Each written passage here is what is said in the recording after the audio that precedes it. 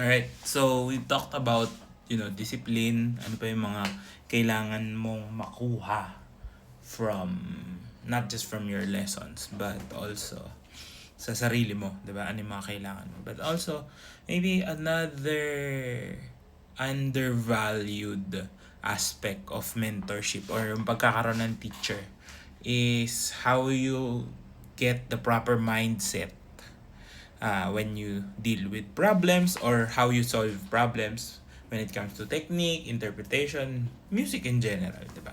So, akala ng mga tao, ang tinuturo lang ng teacher, dapat skill lang. Di ba?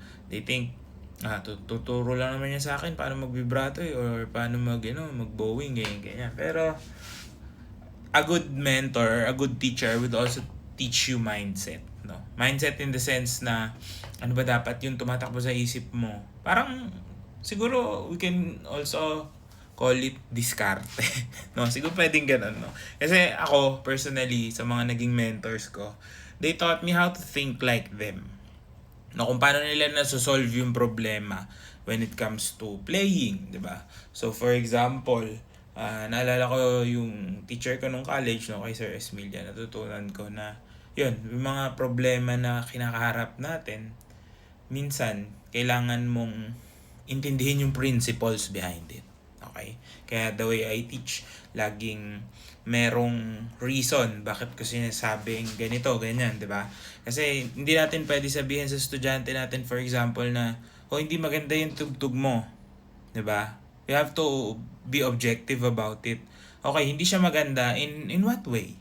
'Di ba? Masyado ba mahaba yung articulation? Masyado bang yung gano'n, no? So that's how I choose to teach my students as well. Marami akong nakuhang mga ganyang klaseng pag-iisip, no? Or mindset or diskarte ka kung paano masolusyonan yung mga problema, 'di ba? Pare, I always try to tell my students, okay, what can you say about their playing, for example, diba, ganyan.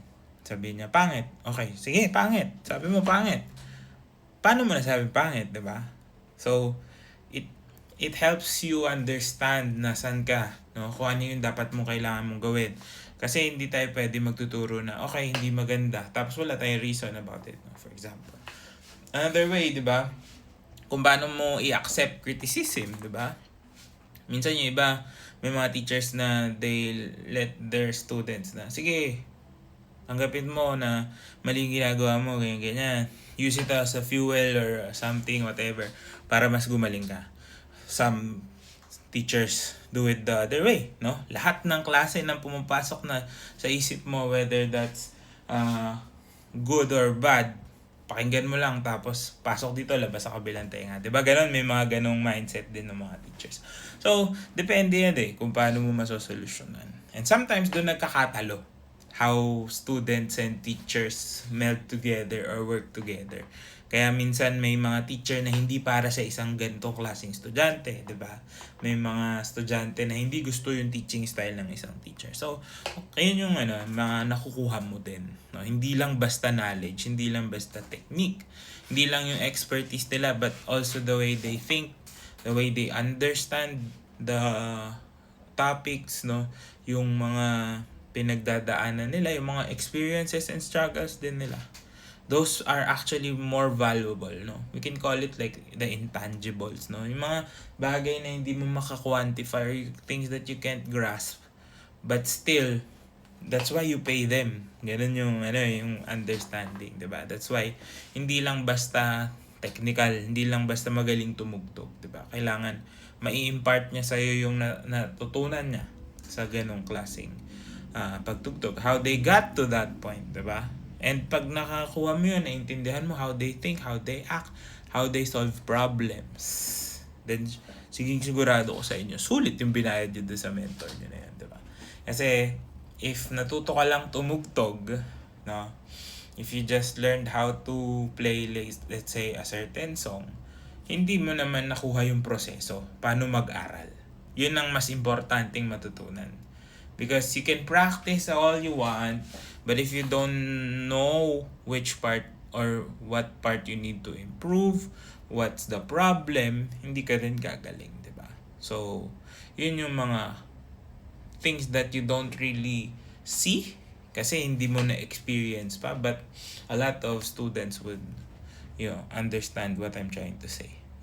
So kung gusto mo talaga gumaling, yun yung mga experiences na hindi mo makukuha sa ano